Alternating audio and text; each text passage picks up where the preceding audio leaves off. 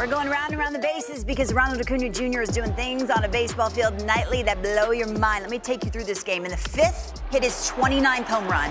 In the 7th, stole his 60th base.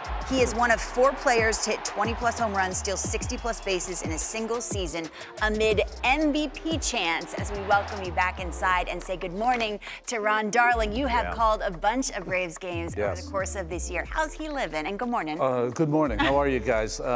He's the most dynamic player in the game right now when he does his thing. I think about, you know, my history of the game. Joe Morgan, when I was a kid, watching him with the big red machine, power and speed. Eric Davis, when I first started playing in '86. He shows up on a lot of those. He went 27 and 80 in 1986. 27 home runs, 80 stolen bases. And Ronald Acuña right now, when you go to a game and the Braves are playing, you've got to be in your seat, because his batting average on the first pitch he puts in play in his first at-bat is around 450. Wow. He hits 400 in his first at-bat when he leads off for the whole year.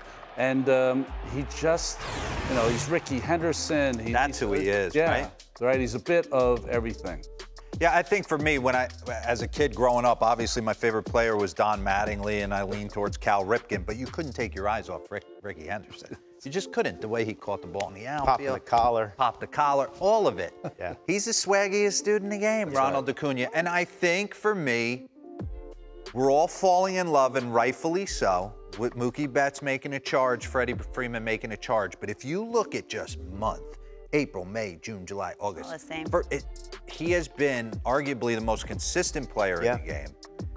And I think he finishes strong. I would lean him.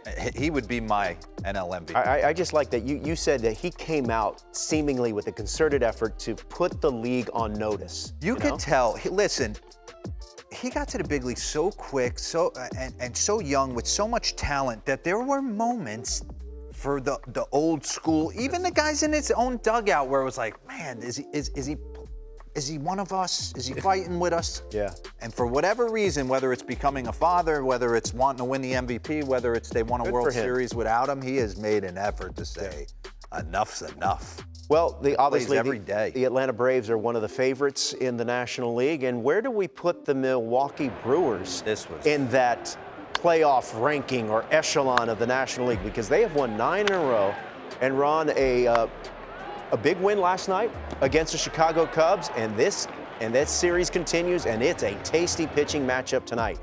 Corbin Burns, Justin Steele tonight at Wrigley Field. Justin Steele's the guy you don't talk about when you talk about the best pitchers in the National League, because maybe he doesn't strike out that many. But boy, this guy dominates. He does not allow home runs. He throws strikes. He had a 2 or 3 start period where he struggled a little bit, but since then he's been as good as you want. But the Brewers last night made a statement, didn't they?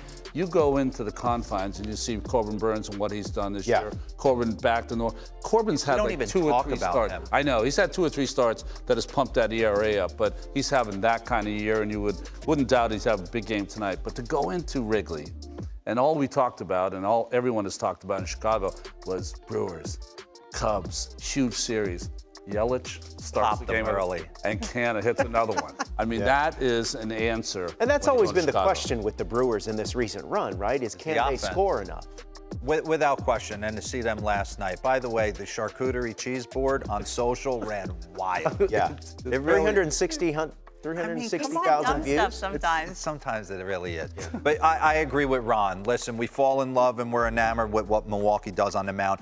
And when you give Wade Miley, a crafty veteran like that, a 4-0 bump in the first inning, it's mix and match. He's a strike thrower anyway, I'm going to figure it out. But offensively, if they can score runs, they're going to be one of the tougher outs in the National League. You look at the Brewers' probables every night. It's a guy who can make you miserable. Corbin Burns, as Robert said tonight. Kyle Harrison made a few guys miserable last night. Are you kidding me? A product of Concord, California, pitching 30 miles away from his earliest baseball memories. He was in control. His team needed him. His manager called him electric. I'm invested on this kid because he grew up in Danville, where I lived when I played for the Oakland A's. He went to De La Salle High School, where my kids went to high school. Oh, nice. So I'm invested on him. But he's got that little low 3/4 slot from the left side. Outstanding stuff. 21-1 he was at De La Salle High School. Really? De La Salle's the high school that won 150 football games in a row. Okay. Remember that school? Yeah. So, Yes. yeah, right? And it's just nice to, he's a kid that grew up there, grew up loving that team, and now he's pitching for him. I think they needed a like a pure one. We're going to talk about Grayson Rodriguez. And I got it. Logan Webb. They've been nickel and diming that rotation. But you know? this was, I'm throwing 4-seam cheesers right by you with my whole family and friends there. And Patrick Bailey has caught him throughout the minor leagues, and he said, I'm not surprised by this. Like, I've been seeing this in the minor league. This is coming to get you. Does this change your perspective of the Giants with Webb and Cobb and him? Yeah, they're certainly not going away, Lauren. Gabe Kapler's not going to let them go away. The way he mixes and matches the bullpen and spot starts. But if you can stick, and Ron knows this, you can only get away with that for so long. If you could stick this moose on the mound and let him do his thing, and Webb and Alex Cobb, and hopefully Doval starts to clean it up a little bit, which he has, score some runs. Yeah, they're not going away. There's no one in that wild card from Cincinnati, D-backs, San Francisco, Miami. They're all still in the Short mix. series, you take your chances with those two, and then Absolutely. the potential of that. Speaking of another young starter, Grayson Rodriguez has seemingly taken his game to another level. Excellent again last night. And Ron, I remember when he came up, the big hoopla and the fanfare, and then they sent him down. But since he's come back up from that brief stint of the minors, he has, as I said, seemingly taken his game to a new level. Listen, when he first came up, and listen, I didn't see all of his starts. I saw a lot of them. There was a deer in the headlights kind of thing that happens to all young pitchers because you get up there and you're starting to face guys that you know their names. Yeah. You know who they are. And you get a little hesitant, reticent to throw and be as aggressive as you should be. But he went to the minor leagues, and you go down there, and the way that he's looked at by everyone else in the organization probably pumped him up to come back. And I know what happens when you get sent down like that.